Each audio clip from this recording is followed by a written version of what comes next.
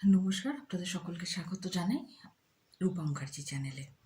আশা করি সকলে সুস্থ আছেন, ভালো আছেন। জয় মা কৃষ্ণকালী, মায়ের জয়।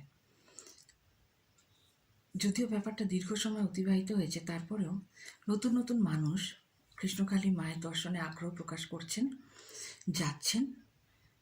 কিন্তু তারপরও তাদের মনে বেশ কিছু প্রশ্ন থাকছে, যেরকম মায়ের মালা যদি বাড়ি নিয়ে আসে সেটাতে কি করব, জবা ফুল কি করে খাবো, কতবার মায়ের নাম নেব, কিভাবে মায়ের নাম নেব।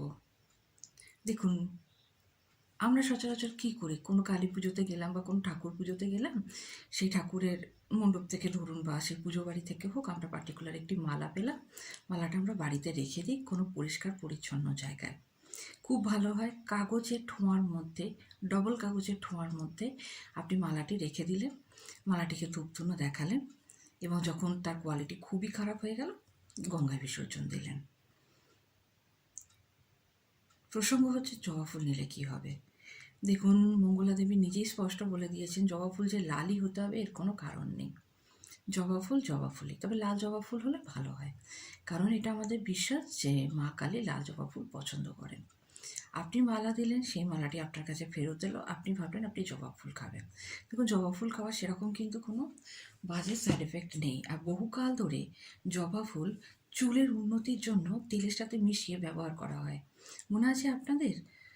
প্রায় 25-30 বছর আগে, বা হয়তো এখনও, আমার ঠিক জানা নেই, জবা কুসুম নামে একটি তেল উপলব্ধ ছিল বাজারে, যেটি মাথা ঠান্ডা রাখতো এবং চুলের গ্রোথে খুব বেশি উপকার করতো। হ্যাঁ, তেলটা একটু চিপচিপে ছিল, আমি মানছি, তাতে কি যায় আসে? জবা ফুলের অবদান কি তাতে কম হয়ে যাচ্ছে? এবার প্রশ্ন হলো, খাবেন কি করে?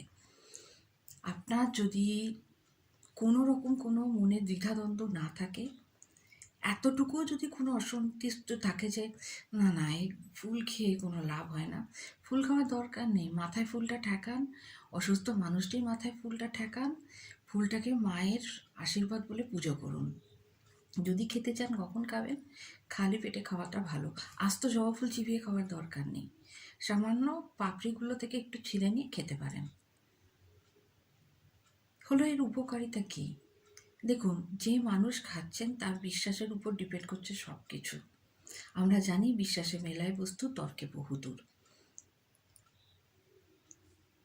খেয়ে দেখুন, এবং একটা কথা মনে রাখবেন, মঙ্গলা দেবী কখনোই বলেননি যে উনি ত্রিশূল ছোঁয়ালেই সব কিছু ঠিক হয়ে যাবে, বা ওনার দেওয়া জবা ফুল খেলেই সব কিছু ঠিক হয়ে যাবে। উনি কিন্তু সেম টাইম প্যারালালে চিকিৎসা করিয়ে যেতে বলেছেন। চিকিৎসা করানো বন্ধ করবেন না, দুটোই একসাথে সেম টাইমে করতে থাকুন।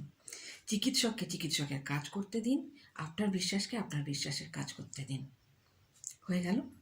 এবার প্রশ্ন হচ্ছে, কতবার মায়ের জপ করা যায়? 11 বার থেকে স্টার্ট করুন, 21 বার করুন, 51 বার করুন, 108 বার করুন, 501 বার করুন, 1008 বার করুন, কোনো কিছুতেই বাধা নেই। তবে ভেঙে ভেঙে করবেন না। সকালে 101 বার করলেন, দুপুরে 251 বার করলেন, এভাবে 501 বার করে কোনো লাভ নেই। অ্যাট এ টাইম বসে ততবার করুন। বিছানায় বসে করুন, খুব অসুস্থ রয়েছেন, উঠতে পারছেন না, শুয়ে শুয়ে মায়ের নাম করুন, মায়ের মুখটা মনে করার চেষ্টা করুন। মোবাইল নেই, কিন্তু কোথাও তো দেখেছেন, মাথার মধ্যে যে মায়ের ছবিটি আছে সেটি স্মরণ করুন, এবং মায়ের নাম নিয়ে আপনি সুস্থ হওয়ার চেষ্টা করুন। কিন্তু যেটাই করুন না কেন, বিশ্বাস নিয়ে করবেন। পাশের বাড়ির লোক বলেছে, ইউটিউবে প্রায় 2 মিলিয়ন পাবলিক এই কথাটা বলছে, সেটা করলে কিন্তু হবে না। তাহলে আমিও করি না। আমি ঈশ্বরের কাছে সম্পূর্ণ সমর্পিত হয়ে, ঈশ্বরে বিশ্বাস রেখে মায়ের নাম নিচ্ছি, তার ফলেই তো আমি উপকারটা পাবো। আমরা তো সায়েন্টিস্ট নই যে সব কিছু ল্যাবে গিয়ে টেস্ট করে দেখব। ঘুম থেকে উঠে করুন, স্নান করে করুন, সন্ধেবেলা পরিষ্কার পরিচ্ছন্ন হয়ে ঠাকুরের মন্দিরেতে করুন, মাটিতে বসতে পারেন না চেয়ারে করুন, সোফায় করুন। আমি তো বললাম বিছানাতে বসেও করা যায়। কোথায় করছে এটা বড় কথা নয়, শুদ্ধ মনে করুন, শুদ্ধাচারে করুন।